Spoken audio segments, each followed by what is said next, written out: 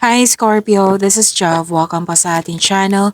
By the way, Scorpio, this is your bonus reading. Yes, hindi po ito re-upload. Bonus reading po ito.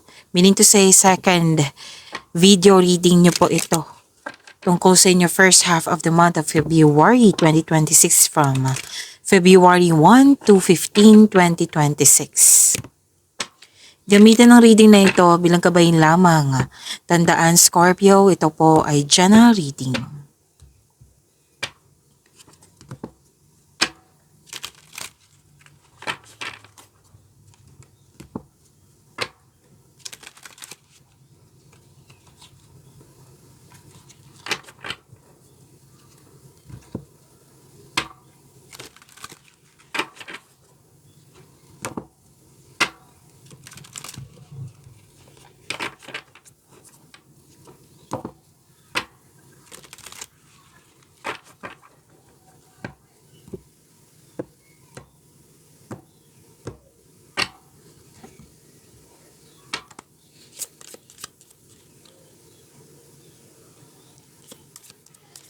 Maraming salamat po sa mga hindi nag-skip ng ads.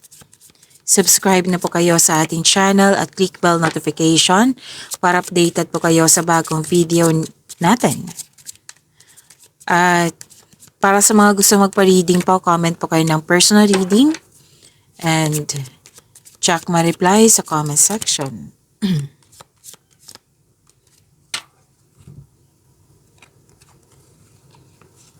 Scorpio,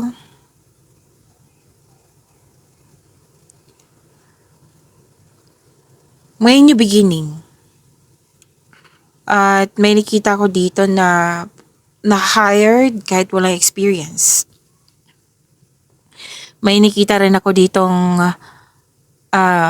nagkaroon ka ng concern sa immature na tao.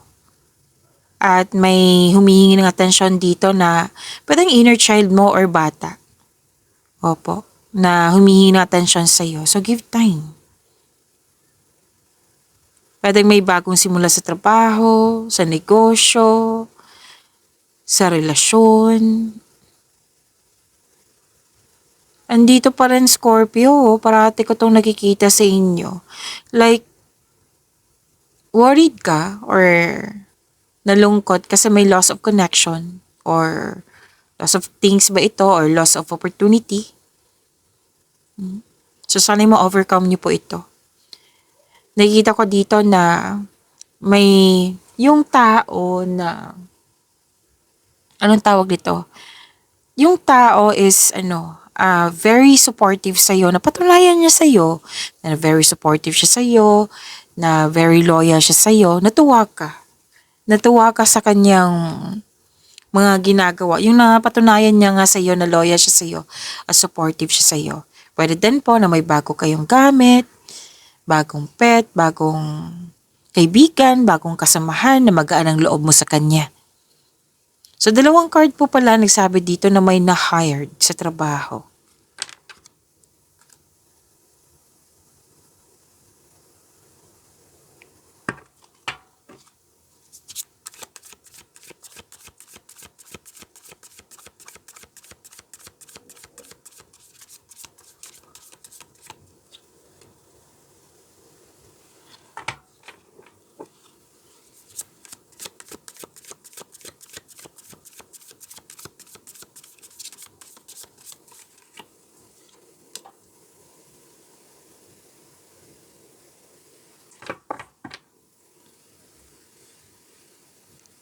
Wow, may completion dito successful completion. Claim nyo po your reaping rewards. May success, may celebration. Accomplishment, recognition, perfect situation. Wow. So this is a perfect situation na maaring may parating na gantimpala or positibong resulta sa inyong mga ginagawa. At sabi din dito na, sabi ng card nyo na celebrate your wins. I-acknowledge mo yung binigay mong effort. Okay? I-acknowledge mo yung binigay ni God sa iyo. Oo, yung success na ito. And you are now ready to begin a new journey. May nakita rin ako dito na some of you tapos na ang construction ng dream house mo. So, everything you have worked for is coming together. For me kasi, this is harvest. Kasi naging productive ka sa araw-araw, naging masipag, nagkaroon ng disiplina, at ito, na-claim mo na. May nag-celebrate ng monthsary, anniversary, birthday, togetherness. Maaari din na makatanggap ka ng rewards or recognition. May nakita rin ako ditong promotion. Pagtaas ng kita, sweldo, allowance ba? Or na iyong posisyon.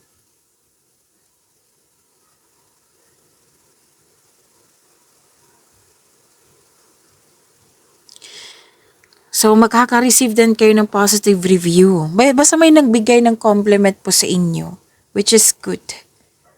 Yes.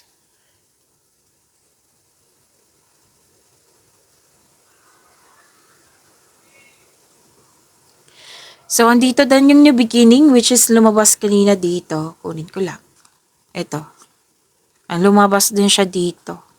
Na, ang ganda ng new beginning na ito kasi ang sinasabi ng card is abundance. May parating na blessings, gift from the universe, opportunity. May job opportunity nga dito, oh. Bago, new job opportunity po. Or, unexpected sum of money. Wow, unexpected wealth. Claim niyo po. Pwede din nag-take ka ng first steps para ma-enhance o ma-increase yung kaperahan mo. Basta po ang pagbabago na ito kasi new beginning, di ba? May unlimited growth towards to your finances. Sa pera niyo po, sa trabaho niyo po. Claim niyo po, deserve niyo ito, Scorpio.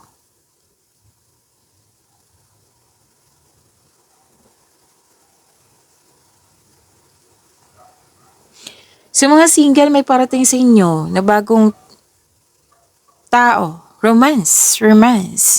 Si the one. Okay, at may planong iba dito na mag-level up sa relasyon at kontento na sa pagmamahalan.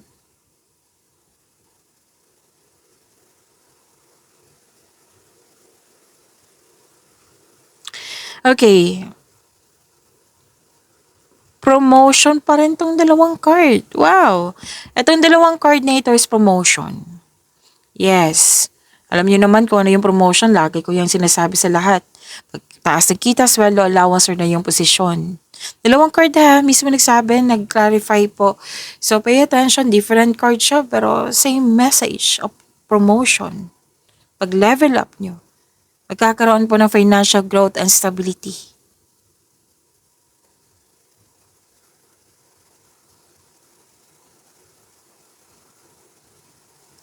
Okay, may nakita ako ditong change career ang iba kasi may offer. Oo, may offer na more stability and abundance. Ang ganda.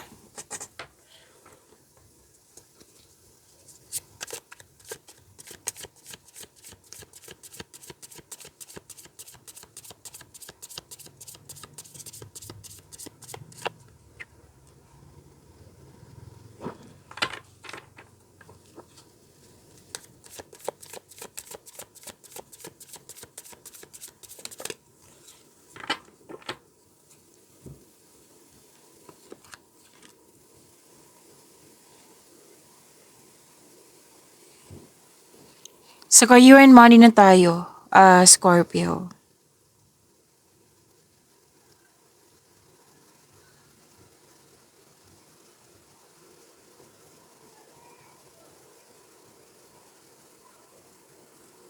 Okay, success po ito. Success pa rin. And enjoyment. Ina-enjoy mo yung mga ginagawa mo dyan.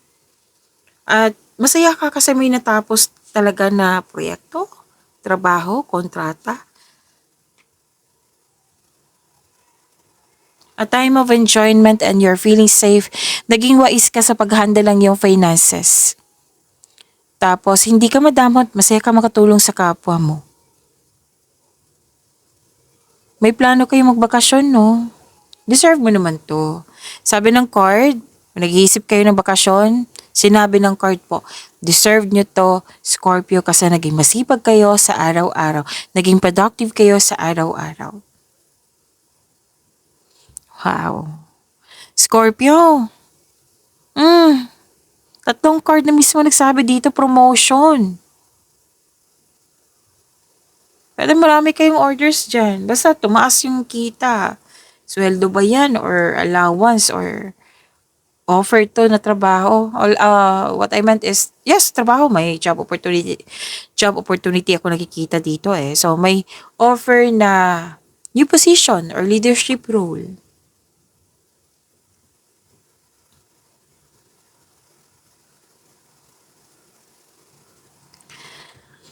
Harvest to eh. May luck akong nakikita dito, Luck. Lahat ng tinanim mo nagbo-bloom. So, expect nyo po ha, magiging busy kayo pero maganda naman yung pagiging busy nyo kasi maraming ginagawa. At the same time, magbibigay ito ng malaking pera sa'yo.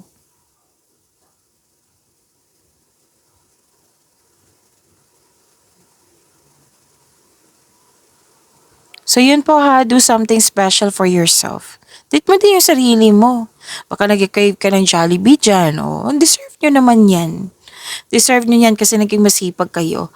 Basta kung ano man tong i-treat mo yung sarili mo talaga. Baka yung gamit mo, like sapatos mo, na kailangan na talagang palitan. Bilhan mo ng sarili mo yung sapatos. Kung ano man to ha, example lang po iyan. Kasi dalawang card kasi nagsabi dito na deserve mong ipamper yung sarili mo. Kaya nga may sinabi kanina dito, di ba? Bagong gamit. See? Sinabi din dyan.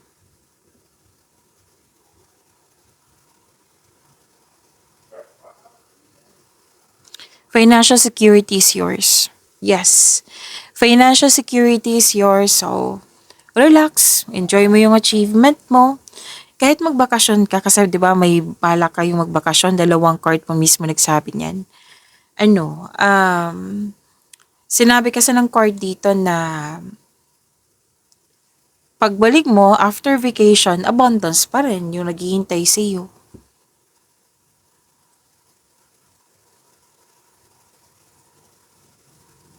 You will still be abundant after a well-deserved vacation.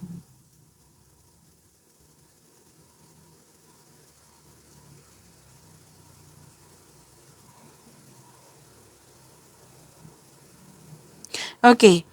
May advice ang card nyo dito kasi gagawa ka ng desisyon.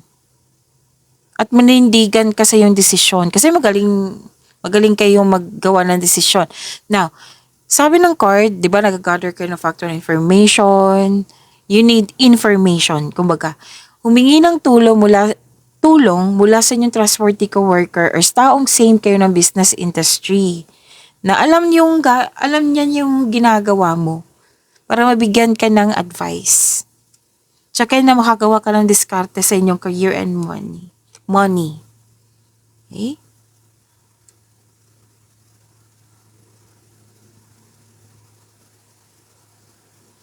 May biglaang pagbabago po, pero huwag kayong mag-alala sa pagbabago na ito. Kumbaga sinabi kasi ng card dito, expect the unexpected. So, huwag kayong mag-alala kasi makasuporta to sa inyong growth and expansion. Pwedeng collaboration, may mangyayaring collaboration. Ang lakas ng energy dito ng single parent.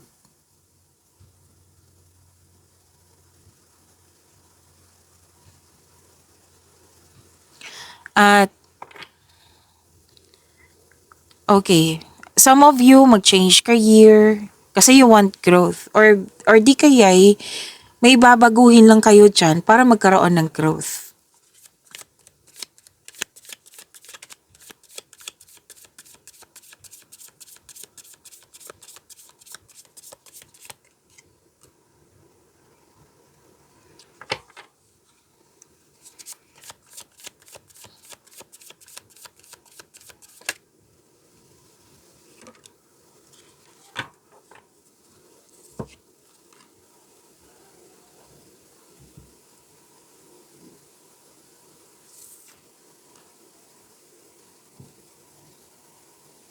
By the way, huwag niyong kalimutan na mag-subscribe sa channel natin at click yung bell notification para updated po kayo sa reading natin. Marami kayong February video reading, Scorpio. So, hanapin niyo po sa channel natin. Baka may video pa kayong hindi pa napanood. Okay? So, bisitahin niyo po yung channel natin. Dito po. Okay. Love and romance po ito. Love, life, self-love, partnership, and romance. May dito, malakas ang energy. Pwedeng bagong tao, pwedeng malapit to sa'yo, maprangka, aggressive, makulit. May sinasabi siya sa'yo eh. Oo, so alamin mo muna kung totoo ba tong offer niya sa'yo, sinasabi sa'yo. Kilalanin mo muna. So far, wala namang sinasabi ang card dito na hindi siya totoo. Basta kilalanin mo muna. Kung sino man to ha, single ka man marelasyon sa buhay mag-asawa, tao ito na hindi mo masyadong kilala. Pwedeng kilala mo siya pero hindi mo masyadong kilala. Like for example, kaibigan mo siya pero hindi mo alam na kung paano siya magmahal. Yan, kilalanin mo muna.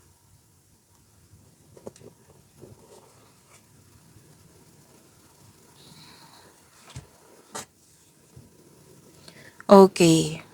Kasi sinabi dito, Scorpio, air signs. Itong dalawang card na ito, air signs po ito. Gemini, Libra, and Aquarius. Maring yan yung parating sa inyo or nangungulit sa iyo.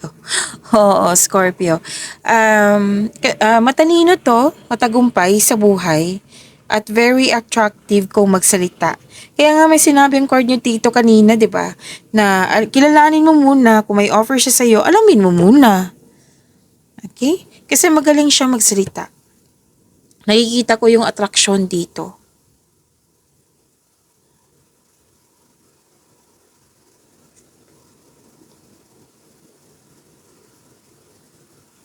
So, para sa mga relasyon, ang yung partner ay ginagamit ang lohika kasi sa emotion. Mataas ang pasensya. Pwedeng masunod talaga yung gusto niya. Desisyon, ideas, o plano.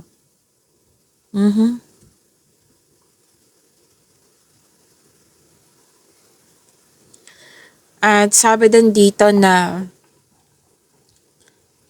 sa mga single na papasok lang kayo sa relasyon kung ito ay seryoso sa buhay. So, date to marry. Si Scorpio. And sa mga relasyon sa buhay mag-asawa, ipakilala mo na yung partner mo or ikaw po ito, ipakilala sa grupo ng tao.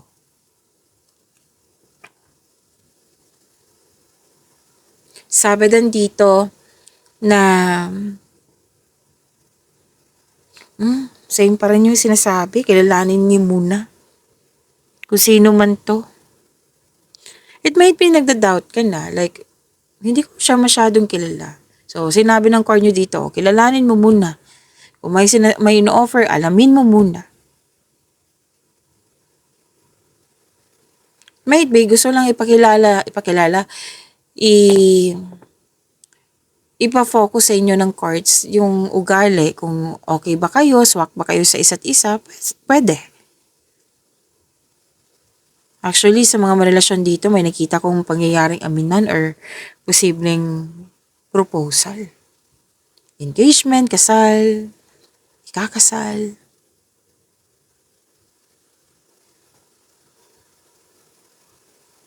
So, makaka-receive kayo ng magandang balita. More on communication na ang daming kausap ko dito. Oo. So, ginagamit mo talaga yung... What I meant is, nag-investigate ka.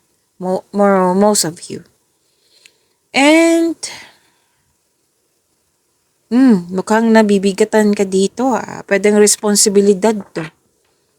Or di kaya may concern sa masyadong busy na walang enough time. Pwedeng ikaw to, pwedeng siya. Naunawaan ko naman dito kasi may breadwinner. Or di kaya nabibigatan ka kasi someone is relying on you for emotional and financial support. So, kailangan nyo mag-usap. So, busy, lack of time. So, bigyan ng time po. Kasi nakita ko dito na may humingi ng time sa inyo. Diba sabi ko kanina sa inyo? Give time po. Pag-imanin niyo po yung blessings sa binigay ko sa inyo. Binigay ko sa inyo. Pag-imanin niyo po yung blessings sa binigay sa inyo. See you tomorrow, Scorpio. Maraming salamat.